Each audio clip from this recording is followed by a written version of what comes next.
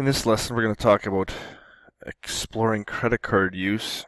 Okay, let's quickly read through some of this and then we'll talk a little bit about credit cards. Credit card purchase may cost more than they first appear because of the interest charge. The interest on credit cards is huge.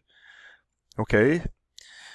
Credit cards usually have a minimum amount that must be paid based on the percent of the outstanding balance. If there is no outstanding balance from the previous month, the new balance is paid off in full by the payment due date. No interest is charged. Okay, that's important to understand.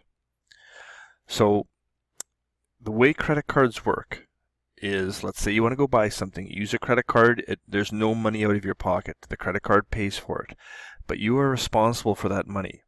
If you do not pay it off within the first month, so if you buy at the beginning of September, if you don't pay it off by the end of September, you'll be charged interest. The interest rate is much, much higher than any bank will charge you. It's very high, 18%, 20%, very high interest rate. But the good news is, if you pay a credit card off every month, then there will be no interest charge. So what it means is you don't have to carry money in your pocket when you want to make a purchase.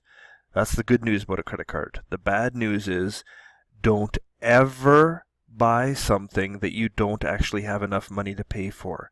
A credit card is the worst way to make payments. So let's say there's that phone, that new phone you want to pay for, and let's say it's $1,000 and you don't have $1,000, but your credit card says, hey, I'll pay it for you. Don't do that. Save the money until you have the money to pay for it, because if you don't, credit cards are a pit that some people never get out of. Do not use credit cards as a way of saving money. All right, there's my pep talk to you. Let's look at the first example. Ruby will use a credit card to buy a work of art for $2,000. She can afford monthly payments of $100. Which option is the better choice? Okay, I would say don't buy the art if you don't have the money. But anyways. So, in both cases, she's going to borrow $2,000. Okay, so let's look at option A first. A bank loan with monthly payments. Okay. Monthly payments, 8.9% interest, compounded monthly. All right, and she is going to make payments of $100 every month. And she wants to pay it off. So, how many payments will it take? All right, well, let's try this one on our TVM solver. Okay, so we want 8.9, we want 2,000, payment, negative 100, we want to get to 0, and we want 12 and 12. So let's find out how many payments. 21.7 payments, 21.7 dot dot dot. This means we're going to have 22 payments. Okay, the 22nd one might not be a full payment, but it's still a payment. Okay, now we're supposed to make a judgment about which is a better option. So one of the things you should always look at is the interest collected, or paid in this case. Okay, so we're going to go 1 to 22, and it turns out you're making interest payments of $172.95. Well, maybe that's not so bad. Notice that that is a bank loan. Okay, bank loan, it's pretty high interest rate, probably higher than normal, but at least it's a lot less than option B. Look at option B. So this one, it says, if you use a credit card, there will be a store rebate, an immediate rebate of $100. So the present value is no longer $2,000, it's actually only $1,900, because you're going to get a $100 rebate if you use the credit card. Hey, that sounds like a great idea, right? Well, let's make our $100 payments. Okay, this is the same. Interest rate, yikes, 18.3%. Sounds pretty bad, but that's actually not that bad for a credit card. What is the number of payments here. Well, let's go and try this. So this is going to be 18.3. This is 1900, so a little bit less. Everything else stays the same. And this turns out to be 22.6, which is 23 payments. Well, that doesn't seem that bad. Instead of 22 payments, 23 payments, only one extra payment. One extra payment of $100. Well, is that really how much extra it costs you? Let's take a look at how much you paid in interest there, because don't forget you got $100 free. 1 to 23, and in this case you ended up paying $364.12 in interest. Okay, now you could say, well, I didn't have to pay that $100, so it's actually only $264. But either way, it's quite a bit more money. All right, so this is a little bit of a tricky question because we borrowed different amounts.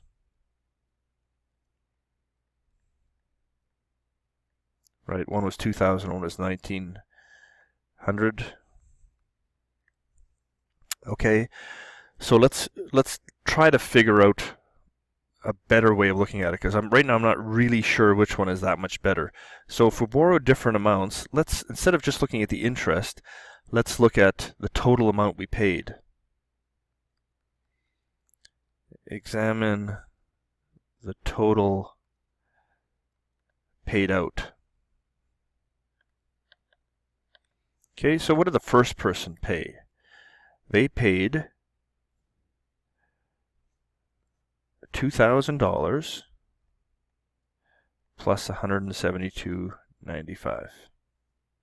Right? That was the original cost was $2,000. $172.95 was the interest. So this would be $2,172.95. On the other hand, this person is only paying $1,900. But this is what the interest is. So this person is going to pay, or this method is going to pay $2,264.12. So we'll say, therefore, option A is better. That would be my advice in this case, right? Because the question says which option is a better choice. So we'll say option A is better. Okay. Let's try the next question. So again, we have the two options of the bank loan and the credit, store credit. Okay, both of them are going to cost you money because they both have high interest rates. But let's see what happens. Okay. Let's look at, first of all, option A. Option A, the bank loan with monthly payments. Okay, so we want a $4,000 loan. Interest rate is 8.8% compounded monthly. Well, how are we going to pay this off? It says we can make $350 a month payments, so 12 payments. All right, and we want to get the final value to 0. So let's figure out what is n going to be. It turns out to be 11.9797. So 12 payments. Okay, 12 payments of $350 each. Okay, now I'm going to just look down here before I delete that stuff off of my calculator, off the TVM solver, see if I need any of it to answer this here. How much would Marcel end up paying in total with each option? Okay, for option A, he's going to make 12 payments at $350, which is going to be $4,200. Okay, how much interest for option A? Well, again, this is why I wanted to leave the stuff in the calculator, so I have the information there. If I go from 1 to 12, it turns out that I have $192 in interest. Okay, and how long will it take to pay off the balance? For A is 12 months. Okay, now let's go and do B. So if I use a store credit card with an immediate rebate of 1.4% off the purchase. So if 1.4% is coming off the purchase, that's 0.014 times 4,000. This is $56. That's coming off. This is my rebate. So that means my present value is going to be 4,000 take away 56. You can enter it like that. It'll figure it out for you. You don't have to actually write it in for $3,944. Okay, the interest rate is 16.8% compounded daily. Okay. Final value is 0. How many payments am I making? I'm making monthly payments of $350. How long will this take? Well, this is 12.357, which is 13 payments. Okay, so what would be the total amount paid? 13 times 350 would be equal to $4,550. How much of that is interest?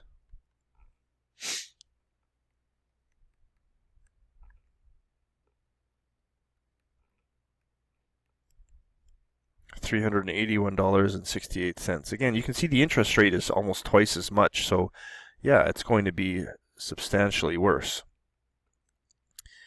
Takes 13 months to pay it off. Which option is the better choice? Well, you tell me. You want to pay less or you want to pay more? Okay, why is option A better? Option A is better because less paid, less time, 1 month less interest. What's the benefit of option B? Why would you choose option B? Well, maybe you think, oh, there's a rebate. Okay, this rebate maybe distracted you. You kind of said, hey, I'm going to get a discount. I don't have to pay as much. Well, be careful. As you can see, the rebate does not help you in the long run. Okay. I guess that's the end of that lesson. I should give you some homework for it. All right. So, not much today. Page 100, if you could do numbers 1 and 2.